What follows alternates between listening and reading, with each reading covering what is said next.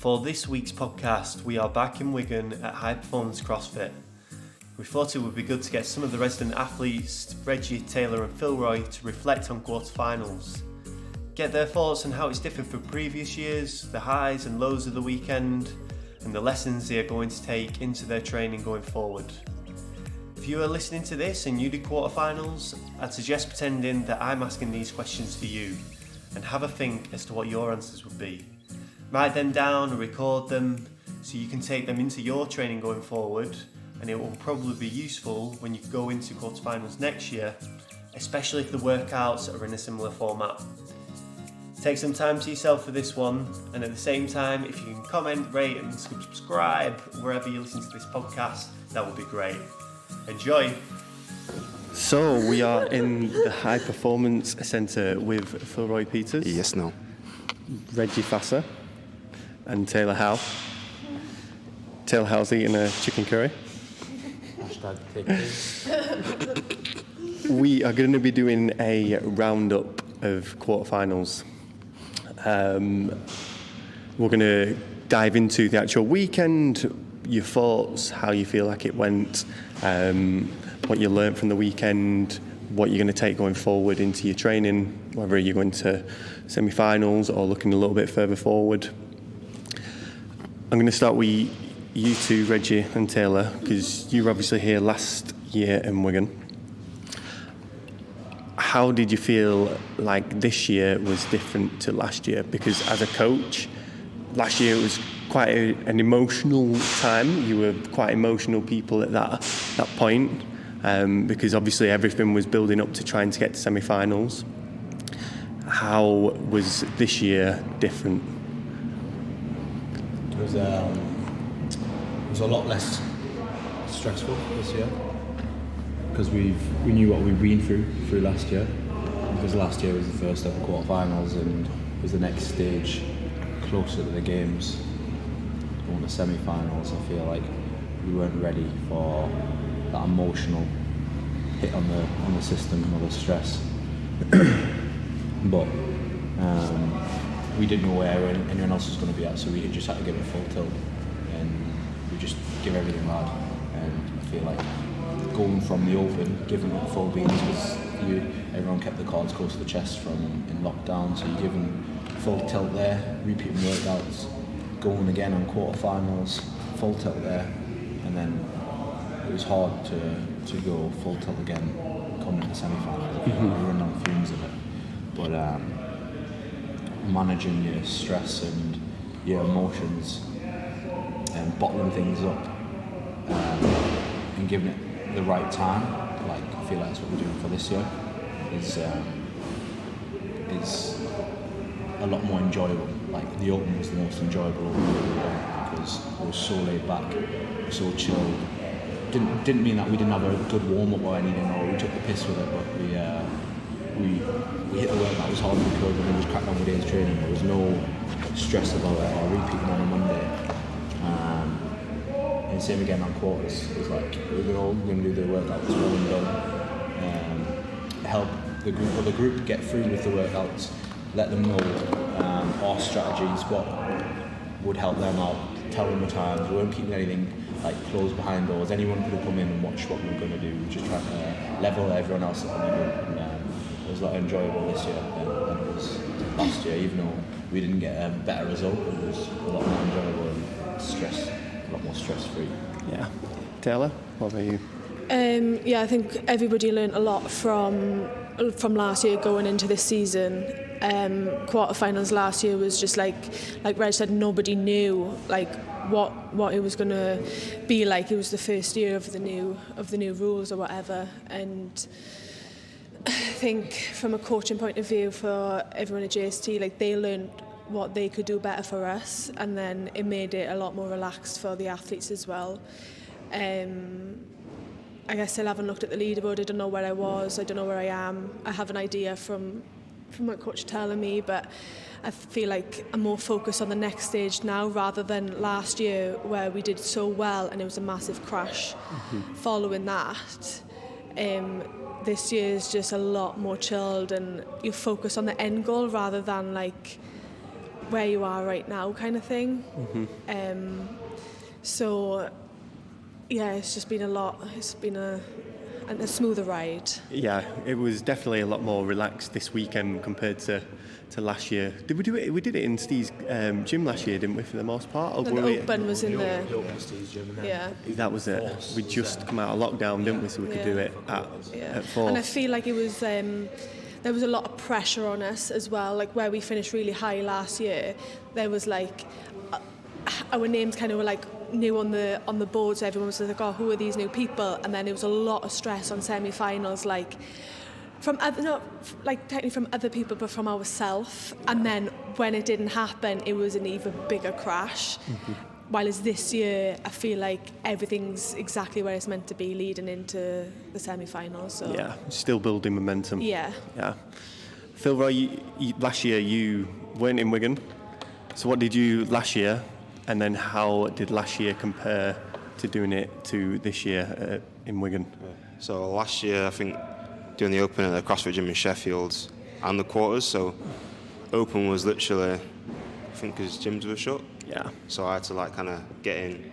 The guy that owned it judged me. I had like a few minutes to my warm up and then do the Open workout. In regards to the quarters, kind of similar thing there, but between those times I could like go into the gym and do a little bit of training on my own. But for the most part, it was just miles more enjoyable this year for both the Open and the quarters in regards to like training as a whole.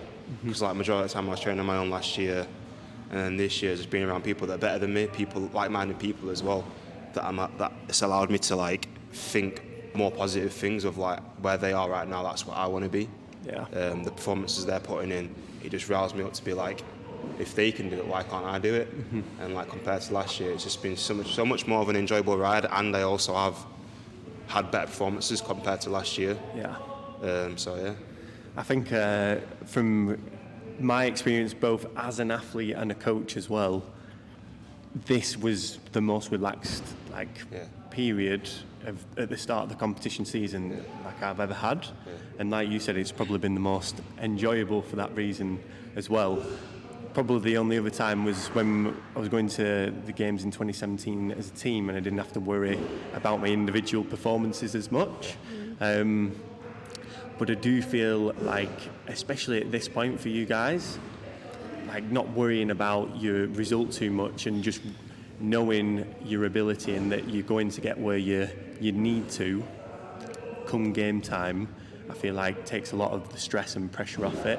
So like you said, Reggie and Tayla, just being a bit like, I know I can get through this stage, I don't really need to look at the results too much, and just do the business. So touching on the actual weekend, obviously we had 5 events to get through. Reggie, you decided to do one of the workouts on Thursday evening. Yeah. How was it doing it that late on a Thursday? Because usually you don't train that late. Did it feel any different? Are you glad you did it on the Thursday? Yeah, what are your thoughts from kicking things off Just first? come back on like the stress of the weekend and how chilled it was, relaxed. I feel like it filters down with the attitude of the athletes that people look up to. So like, I feel like if I came in here and had my headphones in and just was like so zoned in, which I know I can get to, which I was last year in the quarterfinals, like it sets a bit of a tone, and if everyone else in it, like everyone else gets a bit more anxiety and like riled up because the way someone else is acting on it, like, and being like so having blinkers on. So I feel like the way we come in and relaxed everyone, we'd had a bit of crack with people before we warmed up or before we'd done the events and like talk with people. I feel like that relaxed everyone else and put it on a level playing field. Here's a question to you. If the workouts weren't leaked early, would you have still done that workout on the Thursday evening, do you reckon? 100%. Yeah. That's really good because it was very similar to the one last year with the power snatch and the options, and my body was fucked off that way. Spangled, like I had nothing left for that workout, and I knew if you're doing that fresh, you're taking 15-20 seconds off the workout, and 15-20 seconds is a lot of places on the leaderboard, but I think last year a lot of all the big athletes learned that as well. Yeah. Because my score wasn't great last year, but it was still relevant to all the other big names. Yeah. And I don't think anyone else done that workout first. Or not many people done that workout first. They didn't capitalise on that. Yeah. Because they must have just thought, yeah, your body's going to be sound. Come Sunday, it's only one workout, it's a sprint workout. Yeah. That was like we were squat snatching every day. So doing that workout on Thursday was it was a bit different with like client rising at the time and getting riled up at that late at night, and it was a tough dig trying to get the sleep after it. But body wise, definitely do. Tayla, obviously, again with the workouts being leaked that little bit earlier, did, I don't know, that affect your mindset? Because obviously a few people might have seen them because they've been released early. Oh, like I need to get one done early or on the Thursday, but you kind of held strong and just did the workouts on the Friday. I'm presuming it did unfaze you to some extent, but I don't know, what were your feelings? Nah, it didn't faze me at all. They got released and they were like, oh, they look like fun workouts, decent workouts. But I knew how my body was feeling the day before and on the Thursday, so it's like there's no point in trying to do a workout tonight when I can have an extra day to recover and just, because at the end of the day, if it's a competition, it's them 2 days or 3 days and that's it. So regardless of that, it's good to practice that as well. But no, I got him done over 2 days, Friday and Saturday, and then I had Sunday off, so it was lovely. What about you, for you, Philroy? I know you came on Friday morning, and you had a plan with how you were going to do the workouts first. Yeah. And then we had a bit of conversation and you decided to change it. It was just, you was like, I think you should do workout one first. I looked at you, I was like, yeah, I'm going to do workout one first. So like... Which one were you going to do first? I was going to do the snatch one, so what Reggie did first, the workout 5 first. And then obviously, literally you was like, in a good way, like, your weakness, the workout one's your biggest weakness, so get that out of the way first. And then from there, you can kind of work on with the rest of the workouts, which was definitely 100% what I should have done and what I did do. So obviously that workout wasn't amazing for me, but it was good to get out of the way because I knew that after a few snatches and burpees that I would have been a different ball game for that time, or getting the reps in. So ideal. I think especially for your weaker area, it just definitely gave you a true reflection of where you're at with them. Definitely, 100%. And it's like when I saw the workouts, I was like, that's the workout that is going to set me apart from not even possibly being high on the leaderboard, if anything, because it was the similar thing to last year. But thankfully, from the other workouts, it kind of saved me a little bit compared to last year. Like I think last year, I only had maybe a few 200, 300 place workouts, whereas this year it was like the rope climb workout was pretty good. Pistol one, which I didn't even realise which was all right, and then the last one was full send because Reggie was giving me a bit of chat before. So timings-wise on that... Yeah, he's trying to beat me, do you feel the rep? So timings-wise on that last workout, Reggie, you got 3 minutes dead, and Philroy, you got 3:01. 3:01, yeah. I was watching Reggie's face and he was like... And then I could tell, like, I was snatching, I was looking at Reggie every single rep, I was like, I'm coming for you, boy. I was gassing everyone up. Like, if they didn't see me or tell them I hit the roll that hard, I feel like people would have took minute 10 to do the roll. Yeah. And like, you're not finding that time on the burpees and the power snatch. No. You can take 20 seconds off that and it's not going to affect you as much. Like, it's only 30 calories. Like, and I was getting everyone else gassed up for it and they're like, he banged the fucking 30 seconds or something. I was like, oh, 36. Because like going into that, like literally, if like for instance, if I wasn't here or like weren't around these kind of people, I would probably have done it in like a minute, like 30 calories, and then that would have been like what, an extra 20 seconds on top of my time. Yeah. And that's like in that workout, that's like 120. A bit more fresher, like doing the snatches, but I probably would have done the same pace. 20 seconds when how quick you're going to do the snatches anyways. So it's a good thing that I was here, and like he's got that mentality whereby everyone's wanting to, like, a good thing this year is like everyone kind of understands each other a little bit more compared to last year. Like everyone was probably fresh and like didn't really get not get on with each other, but understood the chemistry between everyone else and like the way each other speaks and the understanding of each other. Yeah, the crack. And then for that, it just riled me up. I was like, yeah, I'm going to fucking get off this row before him. Little does he know I'm going sub 40 on the row. But it didn't work out. You get a free kind of knockout if you get off that row. Still not giving the knockout yet. Is that knockout, boy? Obviously, with that kind of situation, I guess you've got the opportunity to learn from each other on the different events, which is probably another quite cool thing. Is there another situation for, I don't know, maybe you, Reggie, or you, Tayla, where you kind of learn from any of the other athletes that maybe went before you on any of the workouts, or? I feel like I go first every time. He's full of shit. He doesn't go first every time I round. wanted to Phil to go first in the rope climb one. I Right. wanted to see a pace what he could go, because I knew like his rope climb and running was like are up there. So I wanted to see what was possible. Yeah. But even like my effort, what I gave on that, I was like, fucking hell. I was like, I felt like I didn't stop on it. It was pretty much full tilt. But the only way I slowed down was on the run. But it would have been good if we had a setup where I could have used Phil just to gauge off and just try to hold it on the run and just keep yourself accountable, because these rope climbs are ridiculous. You may as well have just went legless on the rope climbs. Just coming on to just kind of you two, so obviously you live together, you train together, and especially coming up to quarterfinals, which is more stressful than usual. How do you kind of manage, like, from this year, obviously living together more, have you found ways to manage that better? Do you just feel like from knowing each other, you probably, I don't know, yeah, is it any different usually on the time? More relaxed, isn't it? Yeah. Like, we respect each other and like, respect each other when they're getting ready to do a workout, and like not talk about it being hard or tough. Like, be careful how you word it to one another. Yeah. Say if you went first on the ring muscle up one, didn't you? Yeah. Just tell me like where's Yeah. the juicy part of the workout without putting a negative spin on it. Yeah. And just having a bit more respect for all everyone else in the gym, rather than be like, fuck me, that workout was nails. Like, I remember seeing that running one was nails, but I was out there like with a close group of people. Like, I was a bit wrecked off it, but being careful, because I know your endorphins are bottoming out now after you finish a workout. I feel like some people sitting in the air still need to learn it as when it just wind it in. It's hard. It's like, I know it's hard to.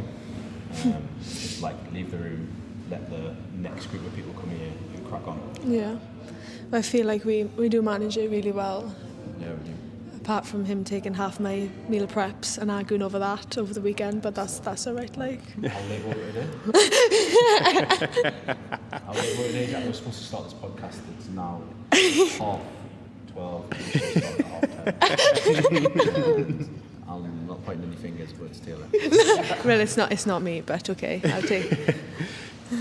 From the weekend, are there any particular moments for yourself, Philroy, where you're like, that was a big win, that stand out to you? And also, from watching other people, are there any moments that you felt like a little bit inspired by as well?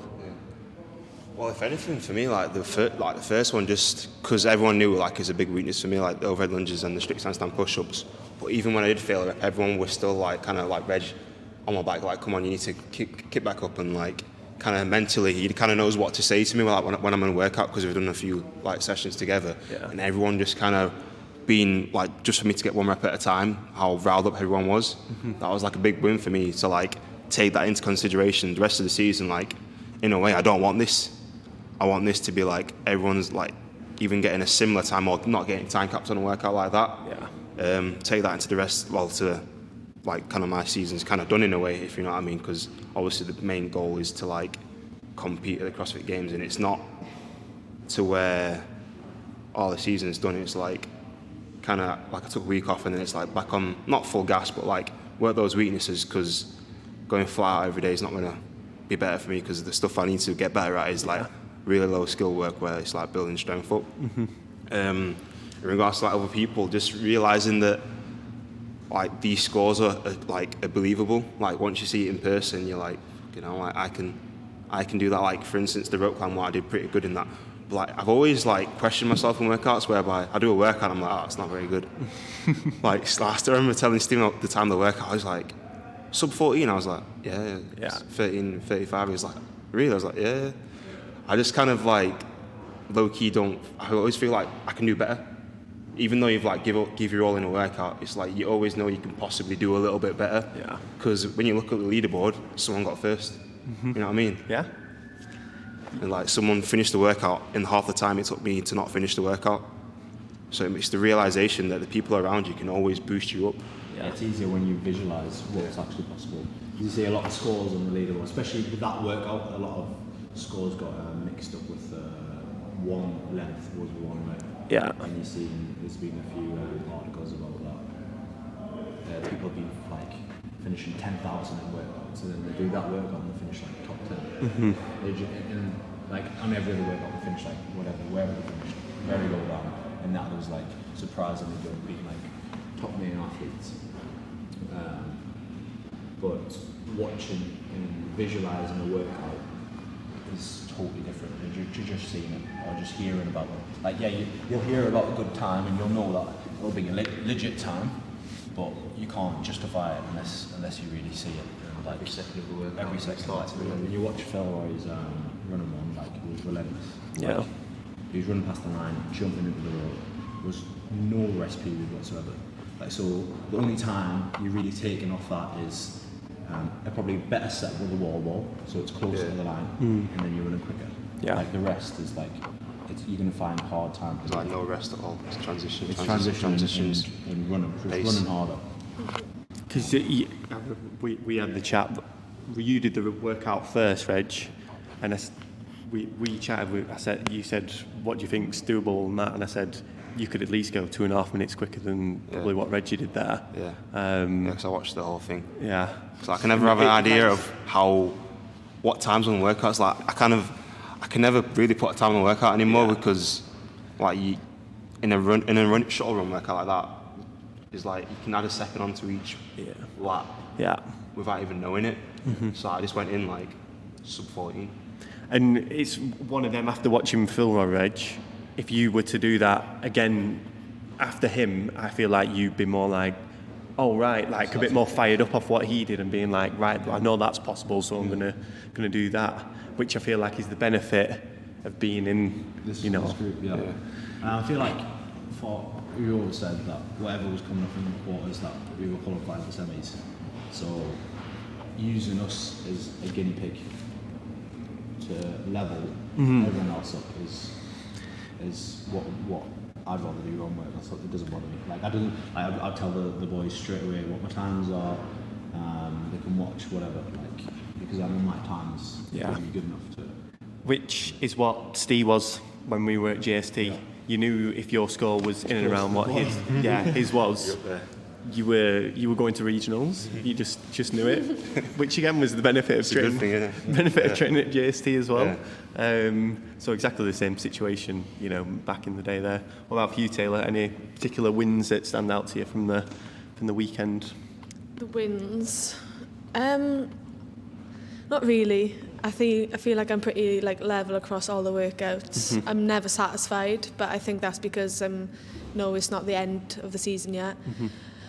But it was pretty cool to almost stand 120 clean up without any squatting. I haven't done a front squat in probably a year, so yeah, that was pretty cool. And it is the one that just got away, so that was probably like a highlight, just to know that it's there. Yeah. And I always say once I've snatched 100 and clean 120, I'm retiring. So what, from weightlifting? From weightlifting completely, yeah. But no, that was pretty cool. It was cool to go against Reg on the handstand workout. Yeah. Again, it wasn't a brilliant score, but it was good. It was just enjoyable, and it gave you that taste of just like if you're ahead of someone or if you're behind someone, how the different feels set in. Like at the first part of the workout I was chasing him, and then when you get ahead you kind of slack off, but then you think, you know, in a comp you wouldn't slack off, so they're all learning curves. But yeah, that was fun, that one. Obviously you two have a lot of small competitions between yourselves. who actually won the quarterfinals out of you two? How did you measure that one? Well, he always tells me you're only good as your last competition, so Waterpalooza and quarterfinals is still mine. So got some business to do, semis, Reg. It doesn't make sense because I beat her in all the workouts.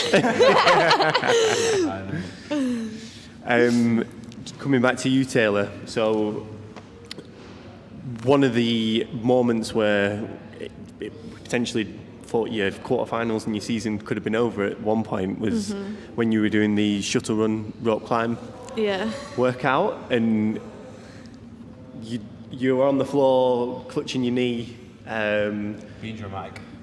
Do you want to just go into a bit of detail about, I don't know, how you felt in that moment? You know, what happened? Yeah. So it was just, I think I'd completed the 24 wall balls and I'd started the runs again. And I could feel from the very start that my knee wasn't right. And on the shuttle runs it was just happened. So I kept going because I've had that feeling before, normally it just goes away, but this time it didn't. And on one of the turns I just felt something pop in the back of my knee, and I think because I hadn't ever felt anything like that before, I was almost like waiting for a pain to kick in, and it didn't, lucky enough. But I don't know what would happen if I did carry on after I felt that, so I think it was just better to just like stop, kind of like collect myself and just think, that workout had to be done on that day because it had to be submitted that night. So it wasn't like, I can do it tomorrow, like you could with a snatch one. I thought you got hit by a sniper, man. I was like, where's the sniper? But how were you feeling in that moment? Because it was almost like you were having a bit of a panic at the same time. I think the adrenaline from never ever feeling a pop in my knee before. It was scary, and the first thing that entered my mind was, oh my god, my season's over. That was the first thing I was laying on the floor thinking, so I panicked about that. But then when I realised that there was actually no pain related to the pop in my knee, it was just, I think it was just so tight, it was just like kind of like a pressure thing. I kind of collected myself and had an hour of just kind of getting myself ready to know I had to restart again. But I knew it's a good mentality. Definitely. Just getting herself riled up. Because everyone would have been just like shot a bit. She'd done a decent little chunk of the workout. It wasn't like too far into it. But knowing that like the adrenaline just left your body. To get it back up, warmed up for it again, get ready, not knowing how your knee's going to feel again. I strapped my knee up and just thought like Reg was like, do you want any music? And I was just like, I could do this with no music right now. I just want to focus on one rep at a time and just get through the workout. Shut up, I didn't. Is there anything, I don't know, specific you did yourself to kind of bring yourself back around? Do you know what I mean? Like any technique or a strategy that you had to kind of, or did you just take some time to yourself? What did you end up doing? Took some time to myself, and I knew that I don't want my season to be over. That was the main thing, so I was going to push through like however I could to get that workout done. But I think going back into it and focusing on like one rep at a time, I didn't want anybody really talking to me, or like I just wanted to focus on just moving well and completing the workout really. Yeah. And I know like I've had some setbacks before, and I just it's just how you deal with them at the time and get over it. So good. It was good to see that, like I say, because I had to shoot off by that point, and to hear that you'd got through it, and you know, just like you said, Reg, being able to bring yourself back round and do the workout, like. Judging, man, I was like, I bet your anxiety was... Yeah. I feel like the only person who's around, he's the only one I wanted to judge me, because I didn't want, the music was on, like, I don't even know, some love songs on probably, it was low key music, it was not loud, and I just wanted to hear Reggie's voice, and I just wanted to, like, be in the moment. Yeah. So, yeah, he didn't want to do it, but he did it. I was like, Dan, you're doing this, and I looked at Dan, and he just had a bald patch on the back of his head. I was like, Dan's not doing this because his hair just fell out. What about for you, Reg? Any, I don't know, lessons that you learnt from the weekend, or anything that you're going to take going forward that you're like, right, I need to work on that, or, yeah, any lessons? I feel like you said before, I was like, building momentum, ready for the right time. I still need to learn. Giving a bit of juice before it, I felt like running into quarters a bit slightly. Didn't feel too well. Like, I didn't feel 100%, because after on Sunday we slept for about 16 hours. We had a nap, and came to watch people on Sunday, and came back, had another nap. Then we did another like 12-hour shift. We like wiped. It was like a whole accumulation of like being around people, socialising, judging. Hats off to you, Steve, Fran, and Dan for coming down and helping everyone out doing that. Because it's a long old shift. How much stress it takes on your body with like full concentration for that duration of the weekend. Yeah. It's a tough thing. So having that like strong support system and a solid team in your corner takes off massive amount of stress. Like, people don't even understand, like, if you only got to set the phone and do this, like, if you don't have to worry about that, all that you've got to worry about is execute the right now. So I find it like really cool to think of how far we've come as a team, like that all of us as one, because semi-finals last year, I think we can all agree that it was a shambles in many ways, from like different factors, and just like being in this gym now and everything's just professional, and it makes it a lot easier when you don't get distractions in the gym from like outside. Yeah. A lot of people have learned things. The right reasons to train hard. You're not getting people like, oh, what are you doing if they're talking about muscle? Because the sport, a lot of people are doing it as a hobby. We don't see it as anything else. So when we're doing it as a full-time gig, they can't comprehend that you've got to learn, you've got to do these qualifiers and all this stuff. People just see it as like you're just doing fitness in the gym. It's like, at the end of the day, it's like a job. And people don't like realise it's like you got to be fully dedicated, because like, at the end of the day, we're not doing this job for no reason. Like, you want to be the best possible person, and like, you're going to give you 100% every single day, even on rest days. It's like not staying out till late, going to bed at right, even having like a bedtime. Like, as like kind of adults, you're having a bedtime, and it's like... What time's your bedtime, Philroy? Yeah, pardon? What time's your bedtime? Usually 10:30 p.m. Unless he's playing on Tinder. I'm not on Tinder. Those Wigan gals. PS5 for Reg. I feel like, Xbox for Reggie. I feel like even like my family still don't understand what CrossFit is, and Here's one for you. So, do you feel like though that they don't understand because you've not explained it to them as well as what you could, or not very sporty. Okay. In gym, like, we would always go on like summer holidays. We wouldn't go anywhere like skiing holidays or anything sporty. Do you know what I mean? But the amount of times I've got to explain around like the season and the format. To be fair, I know it changes like in the way. It has to be fair. Always easy, a lot easier to explain. Like, the regionals is so easy to explain. And, even my mates, like they're starting to appreciate now. I just came off the back of my best mate's stag do, and they weren't pushy on us drinking or getting involved with anything else. It was just there to have a good time with my mates, a good catch up. And Joe was like taking a lot of the hits for me. Like, people come over and me buying drinks. There's a few people there that we didn't know. It was like Carl's mates. So they're like a bit confused why I was the solo one. Having energy drinks on any time. And Joe was just knocking any drinks back that they gave me. He's like, I'll take it for you. Like, they understand the sacrifices I make to get that. But they always say, if you don't make the games, you get the slap. What about you, Philroy? Any lessons from the weekend in particular that you're taking forward? No, it was all a good learning curve. Like for me, I enjoyed a lot more, and like I didn't have as much. Not even pressure, but I wanted to just like every workout was one workout at a time. I didn't kind of look ahead at the next one. So yeah, all the learning curve to bring onto because like for me, in a way, with that strict handstand push-up workout, I knew that if this doesn't go to plan, or if this is really bad, like no matter how well I do in the other workouts, it's that one workout that's going to kind of pull me back. Yeah. But after that workout, I was like, there's no point spitting dummy out now. This is like kind of prep for a next competition or next year, that even though a workout might not go as well as planned or might not go well, you still got to give your 100% in every other workout.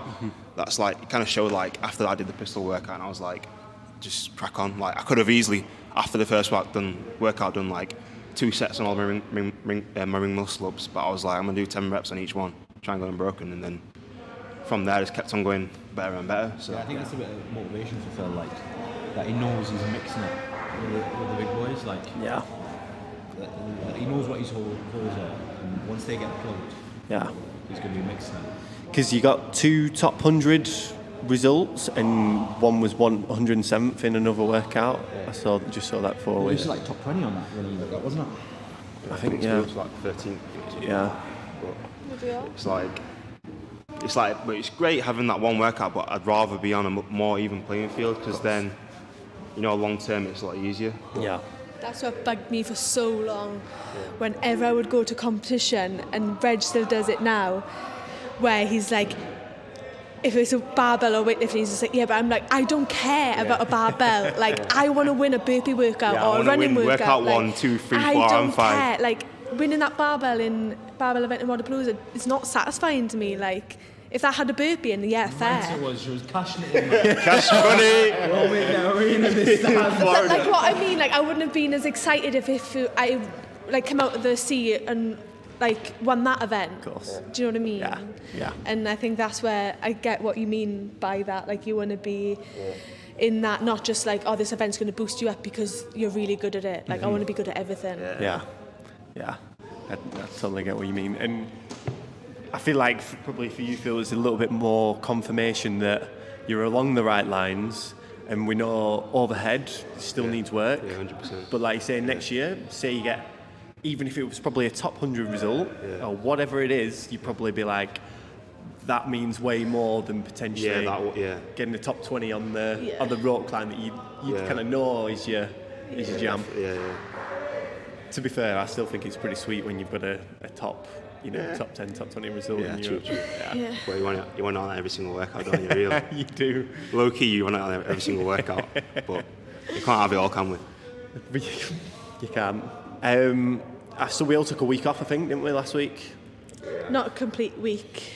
I think Did we bits Did and bits. Yeah. 3 days off, and then we sort of We went on the bike on Monday, so we didn't really have a... greased the groove a bit. Yeah. Spent most of the time out in the gym though. Yeah. Bit of a mental refresh. Yeah and no. Physical refresh. It was just nice to come in and just do like an hour training together. Yeah. Of just stuff that we'd write on the board and be like, oh, that looks fun, we'll do that in and out in an hour with a warm-up, which was really it was nice. probably harder than the training would be. But yeah, it's nice. Yeah. I didn't feel like I needed that time off this year, like I did last year. Yeah. I just know I needed to be recovered for our 2 weeks starting next week, which is the hard 2 weeks. So I just want to be ready for that. I feel like it's good to have goals though. Like, say you don't make semis. Yeah. You have a goal that's your form of games or your form of semi-finals leading into it, so it doesn't like put you off training and you're getting the dumps of things. You've got something to train towards. Like Phil said that he's doing European champs in his August. So August, having a goal towards, so you're not in here and there's going to be people in here getting fit for semi-finals. You're not going to be there during your off-season stuff yet. You can still level up with the group of people and still get a good training environment going towards your semi-finals. Do you know what I mean? So before you moved to Wigan, what was your semi-finals before you went full-time, or was the goal always... Any competition, like, yeah. There's a competition every other month, man. Yeah. What was interesting is, like, when we first moved, well, we didn't officially move when we were staying at Steve's house in January last year, and I remember we were walking and we were like, we said to each other about, do you think the Games is ever possible? And you were like, nah, like, the Games is not possible, definitely not this year. And then when quarterfinals happened, and then it was like, and Steve was like, it can happen. And we were like, shit, where did this come from? Yeah. And I feel like it's just come a long way since. You just need that bit of evidence, don't you, where it's like... Yeah. It's possible. Yeah, definitely. Yeah. What about for you, Phil? What's your plan for kind of the rest of this year? Back into off-season mode? Are you going to do any comps? The only like kind of thing at the moment is like tech in August, and then obviously possibly Arnold's as well. But just spend the rest of my life upside down again. Upside down and overhead, so I yeah. don't see him walk back to his house On his hands. It's not that far as well. And like kind of push these guys on the track. Make my man run like more faster. Sub 20 before semi-finals, 5K. 1930 is going to get hit. Probably last little bit I want to touch on. So Matt Rodwell came up, bit of an OG like athlete, JST athlete. Are there any things that you kind of picked up from Matt, because you pretty much went head to head in that last workout? But just kind of talking to him outside of this room here, is there any stuff that was just kind of nice to talk to him about, how the difference it was back then being an athlete maybe to now, or I don't know, anything you picked up? I feel like the standards changed back then, but the mindset, like, It's still the same. You can dig it. Like, Yeah. The grunt work, like old school, that kind of stuff. He's very switched on with that, and he knows the crack. He knows what it takes to get to that level. Mm-hmm. He's got a banging attitude, and he knows when to say things at the right time, and he's proper OG. And Yeah. I think he's going to start coming down. The week after next. Yeah, coming down on the reg to level his handstand push-ups up over there. Phil and Matt in the corner just upside down doing bits. For days. Phil's not bald by the end of August. He ain't be doing it. Awesome. I think we'll leave it there for today. It's Sweet geese. Good to kind of just reflect on quarterfinals and just get your thoughts. So cheers, guys. Yeah, man. Safe. My guy. I think after reflecting on quarterfinals with the athletes and looking back myself, the most obvious thing I'd say that most of the athletes have changed or improved since us moving into High Performance CrossFit is the behaviours, and how there's been emphasis on improving the behaviours that will ultimately lead to each individual's goals. Ultimately focusing on the process rather than the goal. Something I'd suggest that everyone do, and is probably quite helpful, is to look at your daily routine, identify where you can remind yourself of behaviours that will help you to work towards your goals. So simple things like a sticky note or a phone reminder that reminds you to drink water, stay hydrated, or writing something on your hand or on a small whiteboard of cues that help you in training. Or what's again been great for all the athletes coming together in Wigan is holding each other more accountable. So if you have a training partner that's able to do that, and there's something that you need to focus on, like ask them to hold you accountable to that, to keep your standards higher, and ultimately you'll probably find that your training improves as well. So I hope you find that helpful, and I hope you try that little tactic out. If you do try it, let us know how you get on, and we will see you next time.